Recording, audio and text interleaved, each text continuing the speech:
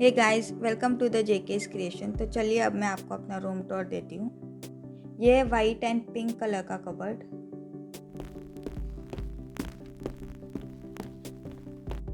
और ये मेरे रूम की मेरी सबसे फेवरेट जगह। ये काउच भी पिंक कलर का है और ये बहुत ज़्यादा सॉफ्ट है।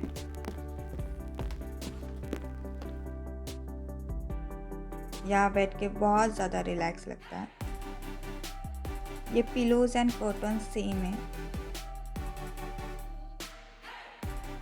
और ये है लैम्प और ये मेरा बड़ा सा बेड।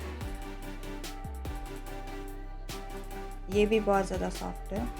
मैंने इस पूरे रूम के curtains, pillows and bedsheet same ही रखे। And if you like this video please do like, share and subscribe. और मुझे मेरे नेक्स्ट वीडियो के लिए कमेंट सेक्शन में ज़रूर बताएं कि मुझे कैसी वीडियो बनानी चाहिए। तो चलिए अब मैं आपको बताती हूँ कि मैंने ये रूम कैसे बनाया।